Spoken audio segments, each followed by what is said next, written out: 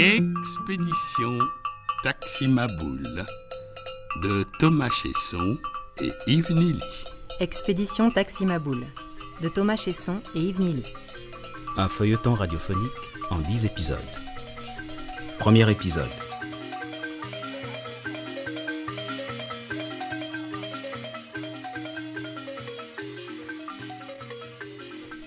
J'ai la note envoyée par votre chef de cabinet sous les yeux. Première semaine, traversée de la Fédération du Mali. Le Soudan, je connais. Le Sénégal, je connais. Le Mali, connais pas. Oui, bien sûr. C'est une phrase du général. Je la reprenais à mon compte. Et vous, monsieur ? Puis-je vous dire le fond de ma pensée, monsieur le ministre ? Commémorer l'expédition Voulet et Chanoine, c'est une idée... Des conneries, vous m'ôtez le mot de la bouche. Mais c'est bien comme ça que je l'entendais, monsieur. Couleur locale, chaleur et poussière. On oublie la Fédération du Mali, on oublie la Haute-Volta, et le Niger, et le Tchad, on oublie le Cameroun. Le Cameroun. J'avais pensé à un petit tour à Saint-Louis. C'est joli, Saint-Louis, les moustiques. Un petit discours sur le pont Faidherbe, parfait. Le génie colonial français, parfait. J'ai l'homme qu'il nous faut, Ahmed, très bien. Il va le dorloter, votre fils. Non, vous ne le connaissez pas. Personne ne le connaît, je préfère. Il n'était pas avec nous au Cameroun, mais une mère de Vable. Entendu, monsieur le ministre.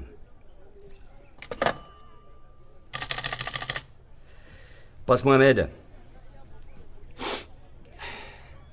T'as trouvé le véhicule ? Bien. Bien, assez drôle. T'es un marrant, Ahmed. N'en fais pas trop, quand même. Quand tu parles de lui, tu dis monsieur Julien. Moi, je dis le petit con. Le petit con, c'est le fils de Dieu et du simple d'esprit, ne l'oublie jamais. Tu lui mets toutes les ailes, mais tu le caresses dans le sens du poil. Tu les conduis à Saint-Louis, ils sont furax, je m'en fous. En 48 heures, ils auront tous la chiesse et ils te supplieront de les ramener à Dakar.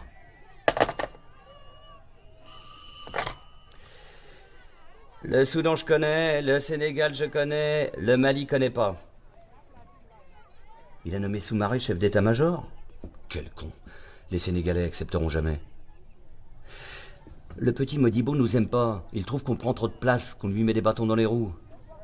Mais ça sera même pas la peine. Elle va péter toute seule, leur foutue fédération.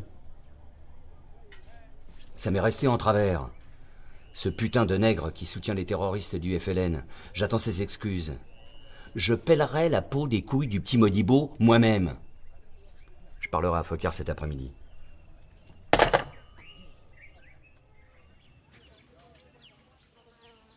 Most of what follows is true. Tu tapes pas ? Si.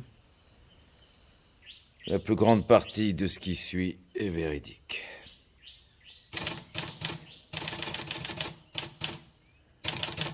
Après, tu vas à la ligne plusieurs fois.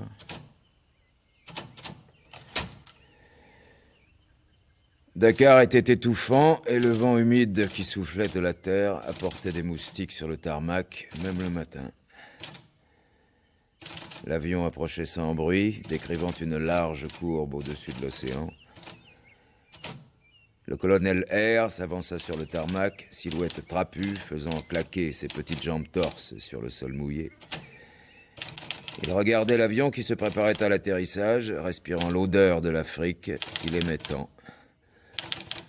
Pourtant, il était furibond. Tu commences l'histoire avec cette ordure de colonel, pas avec nous ? Oh. Passe-moi le whisky.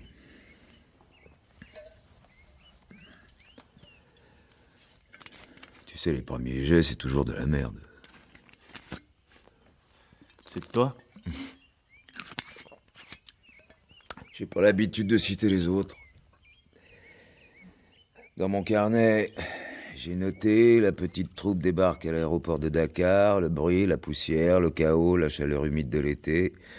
Nous sommes le 28 juillet 1960, ils sont 4, ils sont jeunes, dans les 25 ans, ils sont enthousiastes, bien que pleins d'appréhension. C'est la première fois qu'ils posent le pied en Afrique. Julien, chemise blanche ouverte et la mèche rebelle. Xavier Omar, XO, grand et sportif. Martiniquais, avec un air taciturne, ses petites lunettes de soleil rondes. Julien court sur le tarmac, esquisse quelques pas de rumba chaloupé. Il chante à pleine voix le premier couplet d'une chanson. Indépendance, tcha-tcha, tozouillé. Ixo rit aux éclats, elle rejoint. Aux tables rondes, tcha-tcha, bagagnéo. Ils dansent ensemble. Patrice détourne le regard, gêné. Il essaie de se donner un air plus sérieux et plus âgé. Suzanne sourit, grande fille brune, en pantalon et chemise. Tu vois, ça ferait un début de roman français, mais pas du Hemingway. Mieux vaut commencer avec le colonel. Comment sais-tu que je portais des petites lunettes de soleil rondes ?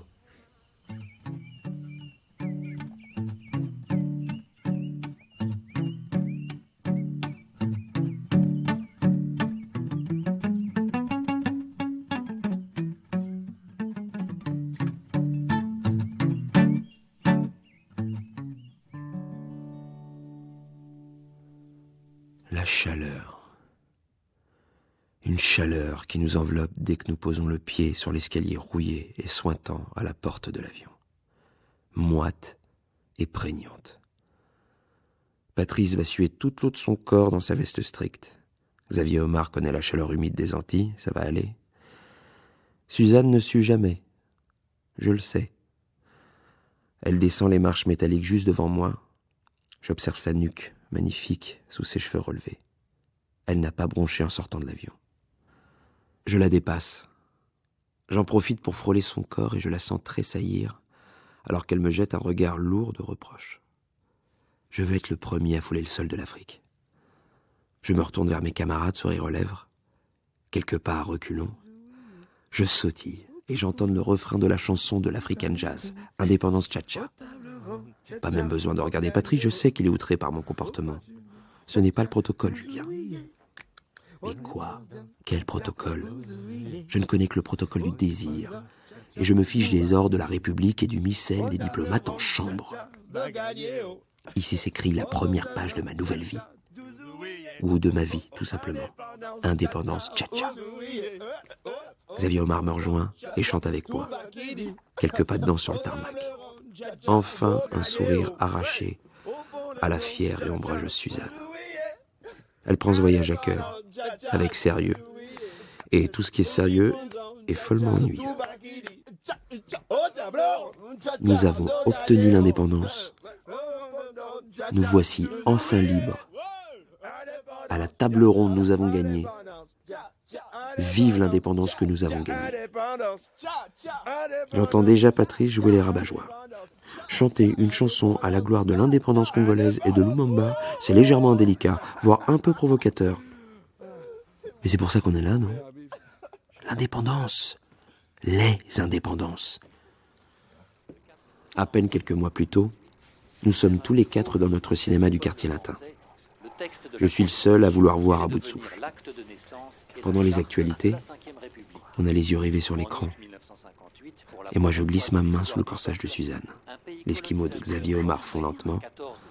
Il reste bouche bée devant les images. T'imagines là-bas, c'est des pays musulmans. Tu commences comme ça. Arrête, je te dis, arrête, chut. Quoi ? Un truc à dire. Il parle toujours des Africains comme si c'était des enfants ou des retardés. Ton père de ministre, il parle pas comme ça à tous les Français ? Chut. Ça va, Patrice, là. Mais dans l'histoire de la communauté, le plus extraordinaire reste à venir. On l'appelle déjà la promotion d'août, qui de 48 heures en 48 heures fera de 8 territoires français d'Afrique occidentale et équatoriale autant d'États indépendants. Premier consacré, le Dahomey. 3 août, ce sera le tour de l'immense Niger. Haute-Volta, 5 août. Le 7 août, la Côte d'Ivoire. Aux 4 territoires de l'Afrique équatoriale française, des éclats de bonheur dans les yeux de mon ami Xavier Omar et des larmes de rage. Car Xavier Omar est un homme blessé. Les Africains sont présentés comme des enfants un peu lents et dociles. Xavier Omar, je le rencontre en janvier à Bruxelles. Qu'est-ce que je fais là ? Je viens y écouter de la musique. Qu'est-ce qu'il fait là ? Il est là où se joue l'histoire de l'Afrique. En janvier à Bruxelles, c'est la table ronde qui mène à l'indépendance du Congo. La délégation congolaise se réunit au Plaza chaque soir après les négociations. C'est l'hiver, ça pèle sec, les délégués sont déprimés, Alors un fonctionnaire congolais qui travaille au marché commun a une idée géniale. Il fait venir l'African Jazz pour recréer l'ambiance congolaise à Bruxelles. Moi, je fonce là-bas. Je voulais les écouter. Le grand Cal et ses musiciens, Roger Izedi, Pierre Yatoula dit Petit Pierre, Desho Muamba et Dr Nico. Et aussi Vicky Lugomba et Mwengo Brazo de Locket Jazz. Tous des artistes incroyables. Xavier Omar, lui, rêve de rencontrer Lumumba. Le 27 janvier, tous les deux dans la salle, on ne se connaît pas, on écoute la même musique. Et c'est là qu'on apprend la nouvelle. L'indépendance. Et Cal improvise la chanson « Nous avons obtenu l'indépendance, nous voici enfin libres, à la table ronde nous avons gagné, vive l'indépendance que nous avons gagnée ». Une vraie improvisation. Il ajoute des strophes au fur et à mesure en lisant les noms inscrits sur un petit papier. Lumumba, Kasavubu, Tshombe, Kamitatu. Xavier Omar et moi, on danse toute la nuit.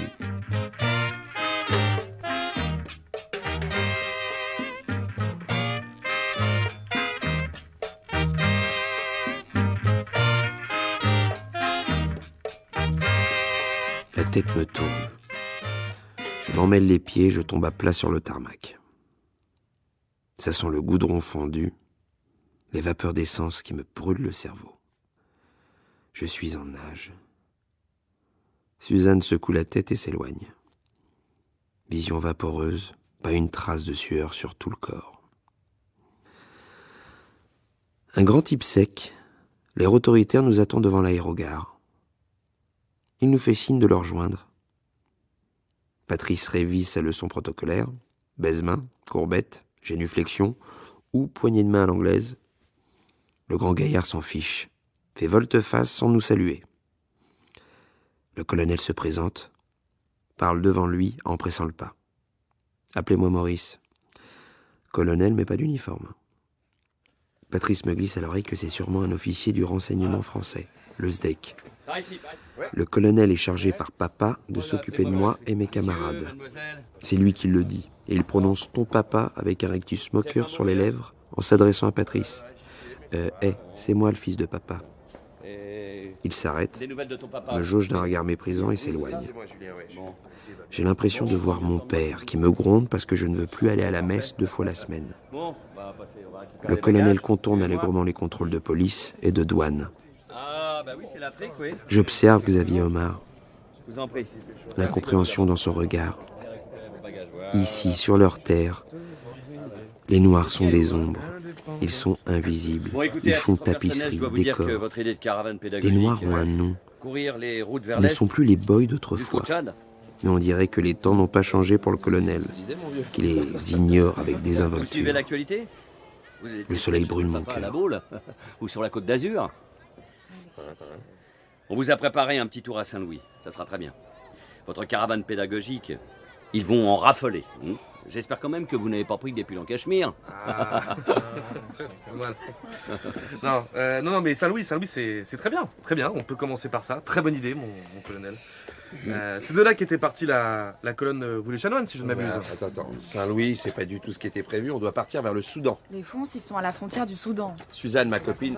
Excuse-moi. Suzanne, ma copine, elle est ethnologue, spécialiste des tribus Fons. Écoute, petit, ici, tu n'es pas chez toi. Alors tu obéis à mes ordres. J'ai une garantie de résultats. Et je tiens toujours de très bons résultats. Et j'ai carte blanche quant aux méthodes. Mais j'aime la jeunesse. Et vous avez un petit quelque chose de sympathique. On voit tout de suite qu'on peut parler avec vous. Communiquer. D'habitude, je ne prends même pas le temps d'user ma salive. Alors voilà. Je le dis une fois pour solde de tout compte. Célébrer le génie colonial français sur l'ère de la repentance, c'est de la connerie. J'emmerde les historiens. Et pareil pour les ethnologues. Très sympa. Non, déplaise à mademoiselle. Non, mais le faire cet été, au milieu des célébrations des indépendances, c'est particulièrement stupide. Stupide et dangereux. Si vous êtes arrivé jusqu'ici, c'est uniquement grâce à ton papa. Faut pas pousser le bouchon trop loin.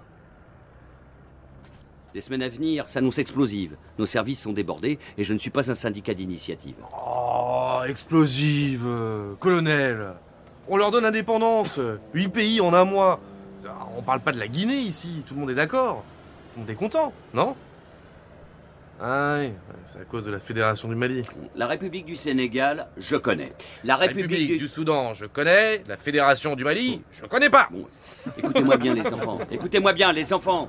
J'articule.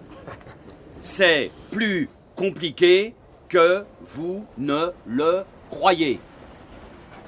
Je ne trouve Compris? rien à lui répondre.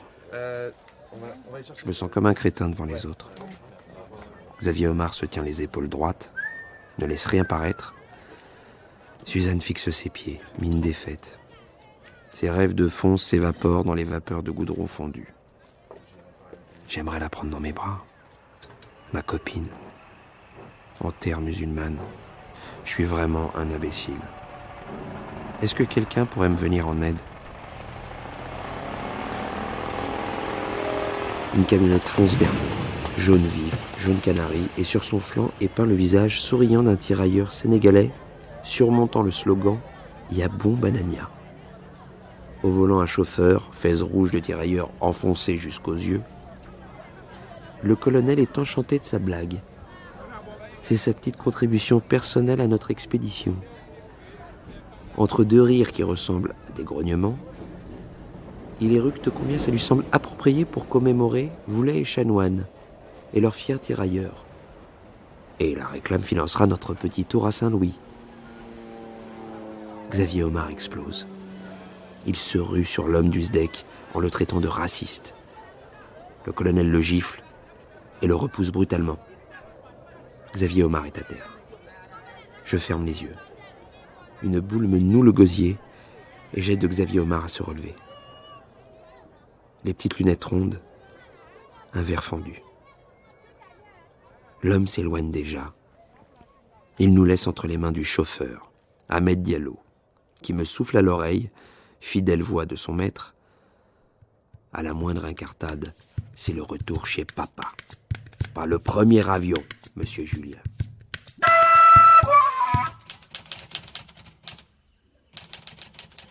Ils avaient roulé des heures en pleine chaleur. Malgré les sourires forcés qu'Ahmed leur adressait dans le rétroviseur, aucun des 4 compères installés les uns contre les autres à l'arrière de la camionnette ne desserrait les dents. Le ciel s'obscurcit brutalement et ils se trouvèrent en pleine averse, la pluie tellement drue qu'on eût cru avancer à travers une cascade.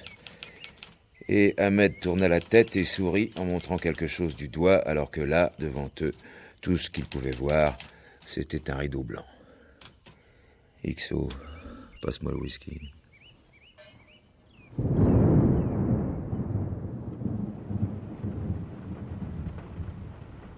Patrice est penché sur mon oreille.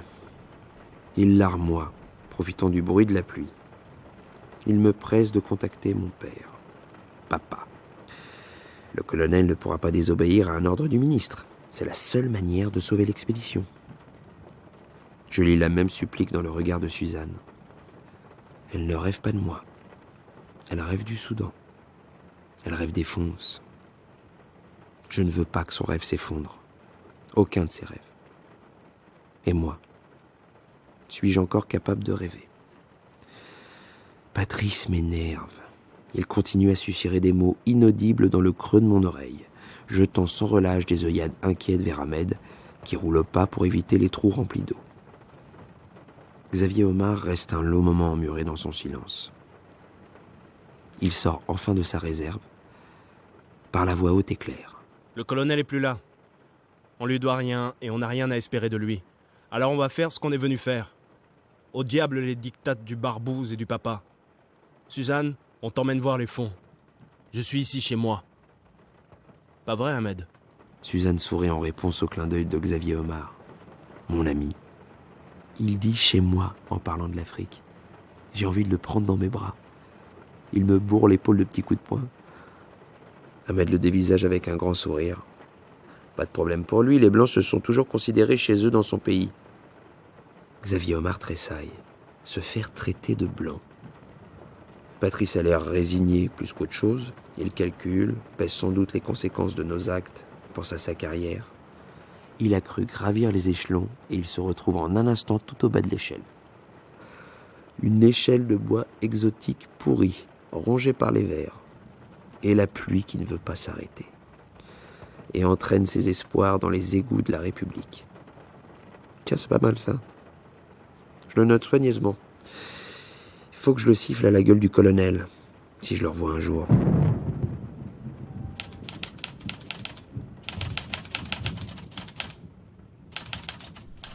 Cela m'étonnerait qu'on arrive à l'approcher d'assez près.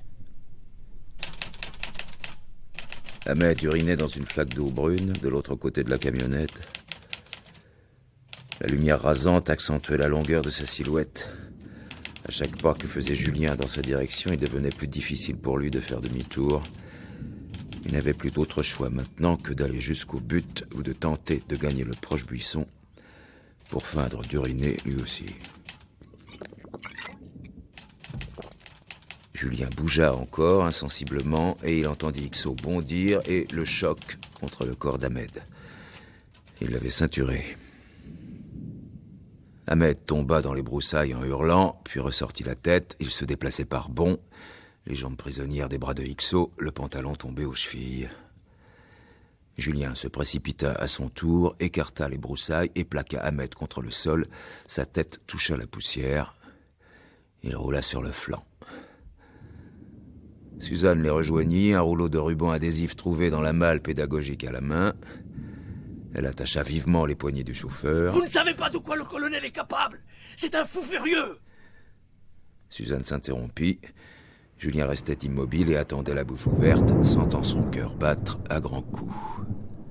Peut-être qu'il faudrait lui remonter son pantalon.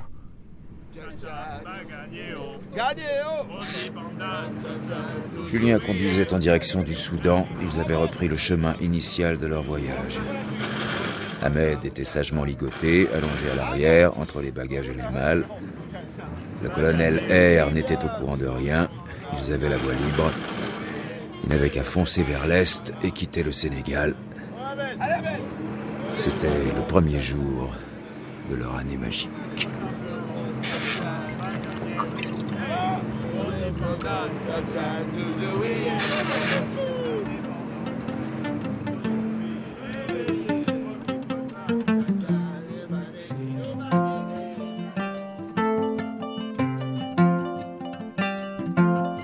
Indépendance, tcha-tcha, tozouye. Okipwanza, tcha-tcha, tubakidi. Au table ronde, tcha-tcha, bagagné, oh. Onipanda, tcha-tcha, tozouye. C'était Expédition Taximaboule de Thomas Chesson et Yves Nili. Premier épisode avec Alain Fromager, Jean-Paul Borde, Jean-Christophe Folly, Jonathan Cohen, Élodie Hubert, Benjamin Belcourt, Laurent Lederer, Manon Leroy, Paulin Faudouin. Musique et chant, André Zé Djamafan, Cora et flûte, Simon Winzé, guitare et percussion, Séni Samb, bruitage, Bertrand Amiel, Élodie Fiat, conseillère littéraire, Emmanuel Chevrière. Équipe de réalisation, Philippe Bredin, Sébastien Labarre, Louise Loubrieux, Jean-Mathieu Zande. Indépendance, indépendance, indépendance, indépendance, tozouye. Ekipwanza, tcha-tcha, tubakidi. Au table ronde, tcha-tcha, bagagné, oh. Onipanda, tcha-tcha, tozouye. Indépendance, tcha-tcha, bagagné, oh. Indépendance, tcha-tcha, bagagné, oh. Indépendance, indépendance, indépendance, bagagné, oh. Et vraiment, c'est bien comme ça.